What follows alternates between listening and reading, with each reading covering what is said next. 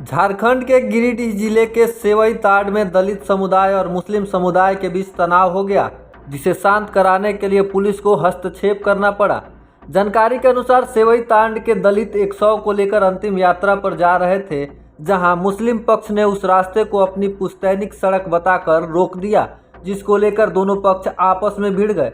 घटना के बाद वहां काफी तनाव की स्थिति उत्पन्न हो गई। इधर सूचना मिलते ही मौके पर पहुंची पुलिस ने किसी तरह मामले को सुलझाया, जिसके बाद स्थिति अब नियंत्रण में है, लेकिन दलित समुदाय के लोग आक्रोशित हैं। घटना की जानकारी देते हुए ग्रामीणों ने बताया कि सेवईतांड के इतवारी रविदास की गुरुवार की सुबह मौत हो गई, जहां उनके शव को अंत्येष्टि के लिए गांव के शमशान घाट ले जाया जा रहा था। इसी बीच गांव के ही रजाक मियां अपने कुछ साथियों के साथ मिलकर शव यात्रा को यह कहकर रोक दिया कि जिस रास्ते से शव ले जाया जा रहा है वह उसकी पुश्तैनी जमीन है।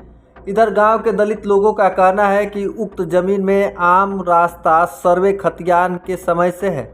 उत्तर प्रदेश के हापुड़ में एक दलित किशोरी की संदिग्ध हालत में शव मिलने से इलाके में सनसनी फैल गई। प्राप्त जानकारी के अनुसार नगर के एक मोहल्ले में गुरुवार की रात एक दलित किशोरी का शव संदिग्ध हालत में उसके घर के फर्श पर पाया गया, जिसे देखकर भाई ने पहले मां और फिर पड़ोसियों को इसकी जानकारी दी, जिसके बाद शव को आनन फानन में अंतिम संस्कार के लिए गंगा किनारे ले जाया जा रहा था। इधर घटना की भनक लगते ही पुलिस मौके पर पहुंची तो उसे देखकर लोगों के होश उड़ गए और रास्ते में ही शव को छोड़कर वहां से फरार हो गए, जिसके बाद पुलिस ने शव को अपने कब्जे में लेकर पोस्टमार्टम के लिए सरकारी अस्पताल भेज दिया और मामले की जाँच में जुट गई है।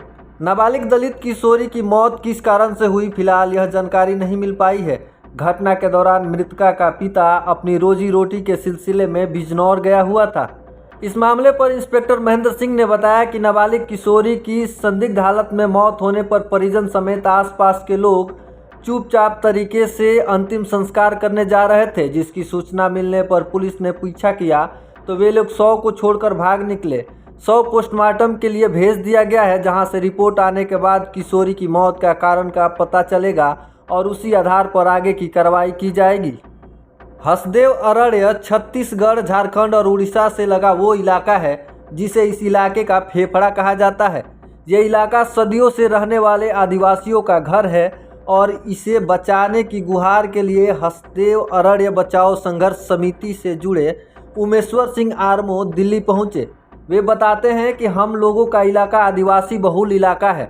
वहाँ पशुपालन, कृषि, लघु उद्योग सब होता है और जो खनन कार्य हो रहा है उसमें सारे जंगल को हटाया जाएगा, मिट्टी को पलटा जाएगा और कोयला निकाला जाएगा, जिसकी वजह से जो हमारे लघु उद्योग हैं वो पूरी तरह से समाप्त हो जाएंगे और उस पर आश्रित हमारे लोगों पर प्रभाव पड़ेगा। हमारे जंगल में जड़ी बूटियां हैं और बहुत से परिवार हर दिन होने वाले कार्यों में इनका इस्तेमाल करते हैं, तो ये वो तमाम नुकसान हैं जो सीधे तौर पर आदिवासियों को होंगे। ऐसी और खबरों के लिए हमारे चैनल दलित डेस्क न्यूज को सब्सक्राइब करें।